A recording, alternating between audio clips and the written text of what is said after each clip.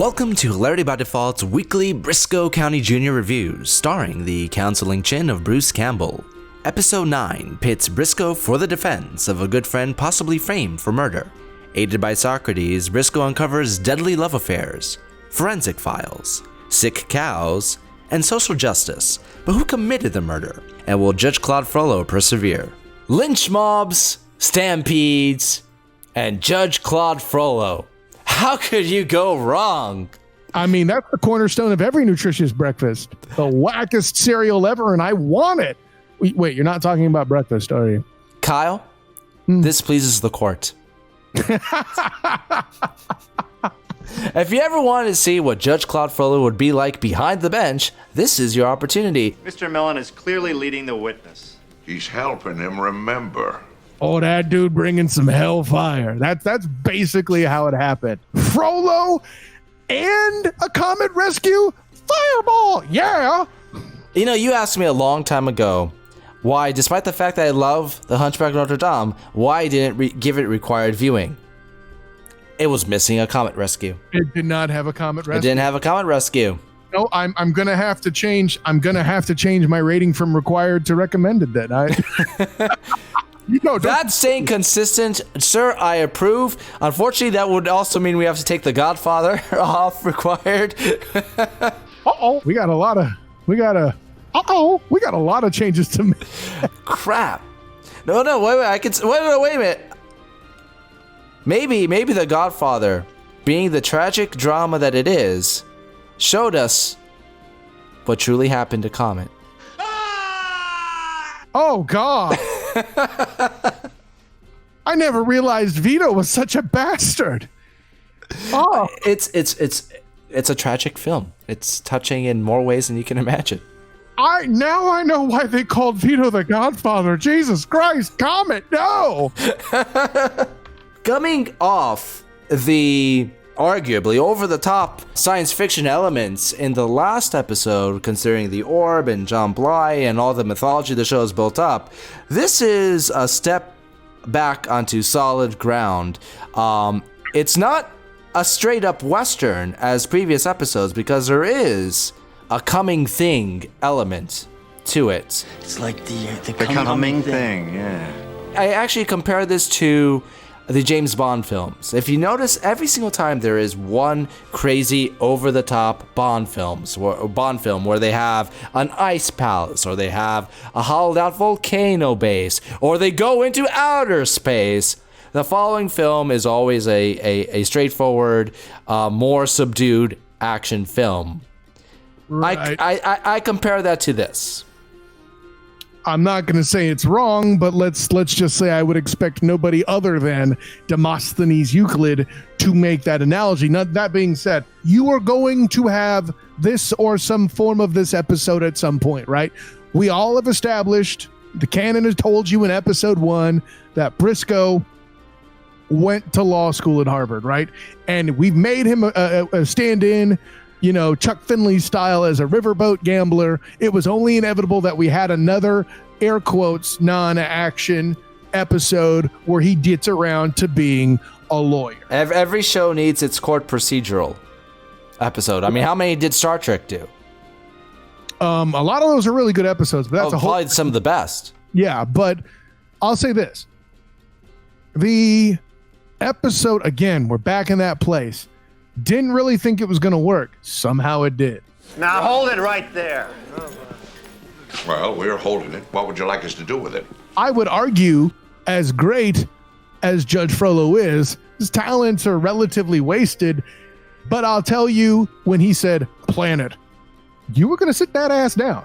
In a town, which they renamed Pleasantville halfway through, which I really enjoyed, Pleasantville, there's so much anarchy and such a chaotic element in this town that one might actually think that why would they pay any reverence to the judge, a judge that commits himself to justice. Tony J sells that. Can it, Butel? I don't want any lynch mob mentality in here. You got something to shout about, you go on out to that ranch of yours and yell at your heifers. Otherwise, I'll clear this saloon. Cafe. I could see why he would still represent an authoritative figure in this corrupt town. Nobody want no damn hellfire. Exactly. So even though he may not have had much to do, I think he was very effective. Small, but wildly important. I 100% agree. And I'll tell you, the plot goes a lot of different directions, but still somehow felt cohesive. There were certain things where you're like, okay, you did this just to establish this. Fine. However, with the money in the envelope, I saw that knowing, wait a minute, bitches, this is going to be important. It could be missed by those who aren't watching the show for the sake of criticism as we are, or with a less discerning eye. Like, oh, why does she care about that money? And enough time passes in the episode where it would be very easy to forget. Matter of fact, I almost did until she was called as a witness. Like, oh, here comes the money. You big bully. The coming thing MacGuffin here in the form of forensics was wildly entertaining. Little bit of a reach how they brought it in, but by the same token, forced and compelled to buy it. Why? First, it was opened up by comedy. Oh, you must be ridiculous how you could do this. Mark Twain said so. Actually, so did somebody legitimate. What? That as an actual presentation tactic sounds like something that would be done by a good practicing lawyer. Not necessarily somebody who just went to Harvard Law and pulled it out of his butt, but by an accomplished trial lawyer.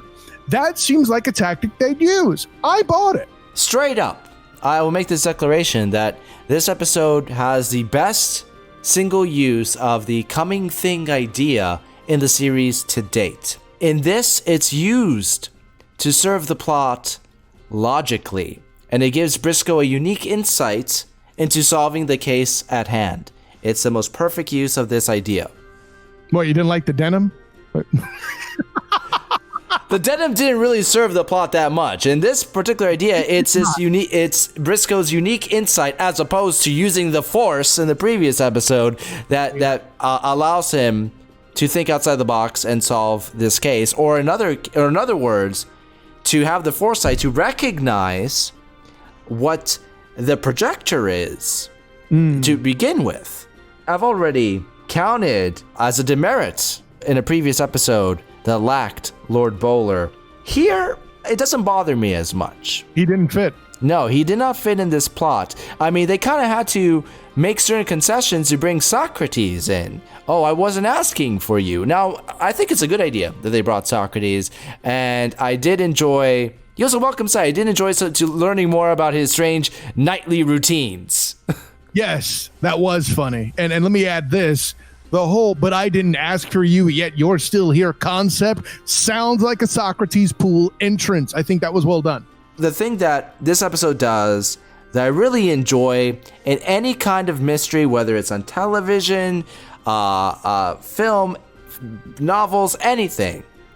When I'm reading a mystery, or enjoying one in entertainment, I really despise it when a quarter through they reveal who the killer is. I don't feel like that happened here. No. This episode does not do that.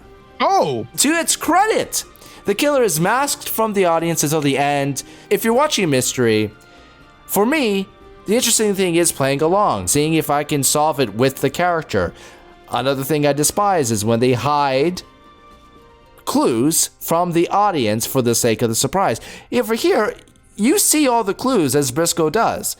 You can pretty much follow it and follow him along on this mystery almost perfectly.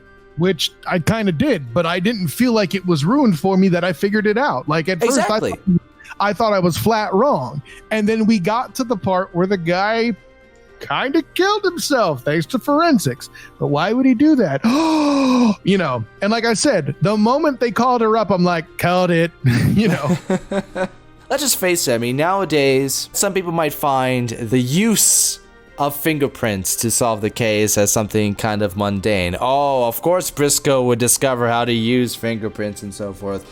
But I think the plot sets it up so well, and the trick of using a timely novel, Mark Twain's Pudd'nhead Wilson, which they pepper through the episode as from Socrates' early entrance, is a fantastic gateway to introduce that concept and have it bring the whole episode together at the end. I think it was very, very well done. that's something, that's a device that's used often in this show, and it's very solid.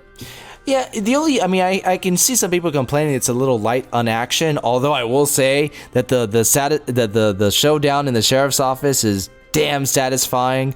The moment Briscoe has been laid out by the repeated punches to his stomach, and you see him get up, and you see the anger on his face, and he busts open the door, you're like, hell yeah. We got a thing in this country called the U.S. Constitution. I actually had an element like I was watching Evil Dead when he kicked the door, and I was like, yes, a juggernaut, bitch! You know. In the vein of the riverboat, I think that this is a very different approach to the Briscoe formula.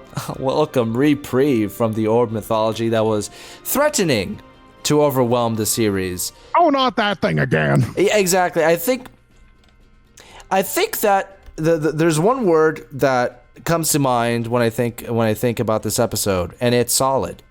It's a solid entry in the series. It's not the best, but I can't find any reason to give it less than 4 comments. 4 is exactly where I have it. I'm not going to give it a 5 because the ending was a little too much. I think that all the setup paid off and paid off well, and that's all you can really ask for in a mystery. It was consistent. It was a solid episode. It seems like they're going off into a more of an experimental range. This wasn't Briscoe on a mission. This was Briscoe going out to help a friend. The last time we saw him help a friend, things didn't go very well. And it was the best episode in the series so far, right? I agree. So and it was an orb episode still, so I can't crap on the orb too much.